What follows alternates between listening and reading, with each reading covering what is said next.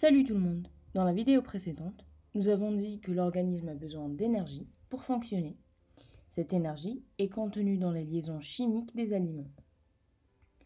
Comme l'organisme ne peut utiliser directement l'énergie des aliments, il les dégrade pour former de l'ATP, qui est, elle, l'énergie utilisable. Ce processus va former de la chaleur qui ne peut être utilisée pour un travail, mais par contre peut réchauffer les tissus. L'ATP, elle, sera utilisée dans les différentes fonctions et activités du corps, qui constitueront la dépense énergétique totale.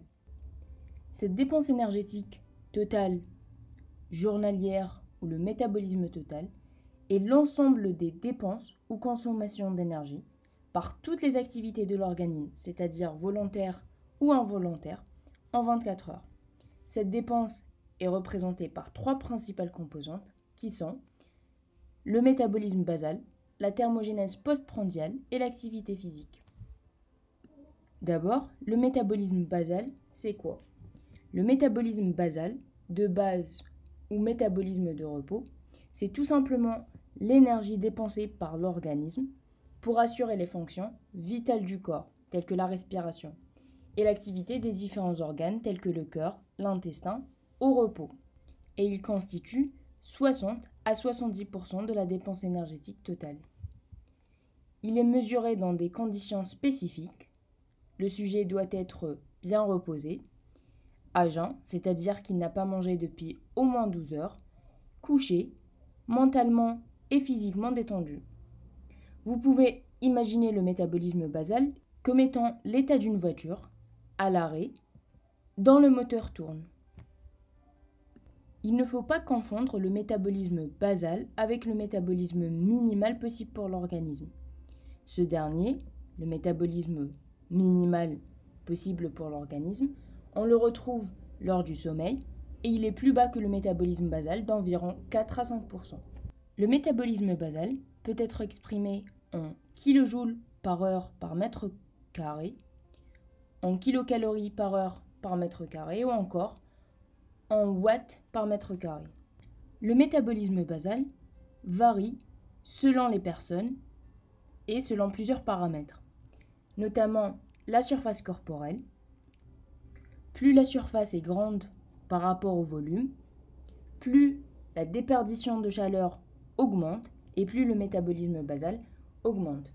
Par exemple, pour deux individus de même poids, celui qui a une taille plus grande aura une plus grande surface et moins de volume.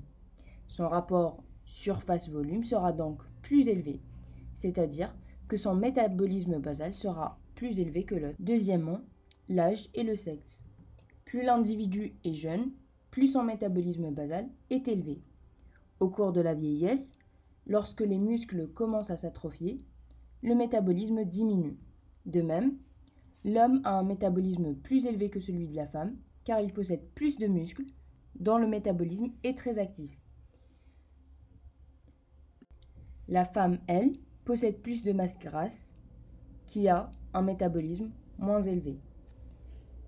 Troisièmement, la température corporelle. En cas de fièvre, par exemple, le métabolisme basal augmente.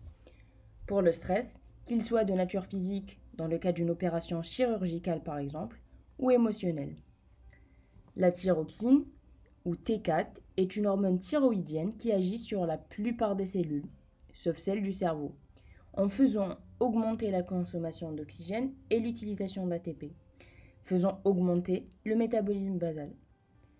Certaines autres hormones telles que la testostérone ainsi que l'hormone de croissance augmentent elles aussi le métabolisme. La deuxième composante de la dépense énergétique totale est la thermogénèse postprandiale. La thermogénèse postprandiale, la thermogénèse d'origine alimentaire ou encore action dynamique spécifique, c'est l'augmentation de la chaleur par augmentation du métabolisme lors de la prise alimentaire.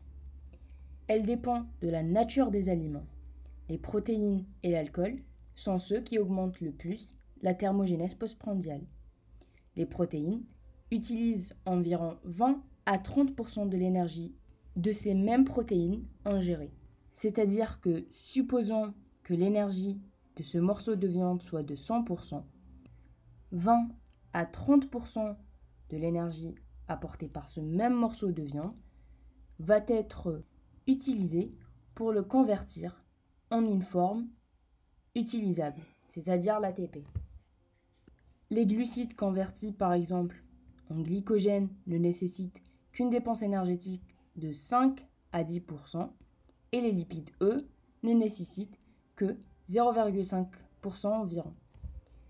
La troisième composante de la dépense énergétique totale est l'activité physique. Elle correspond à l'ensemble des activités qui s'ajoutent au métabolisme basal. Autrement dit, toutes les activités volontaires qui utilisent les muscles squelettiques. Comme nous l'avons dit tout à l'heure, le métabolisme des muscles est très élevé, même au repos. Donc, lorsque son activité augmente, son métabolisme augmente. Sa dépense énergétique augmente donc obligatoirement. Récapitulons.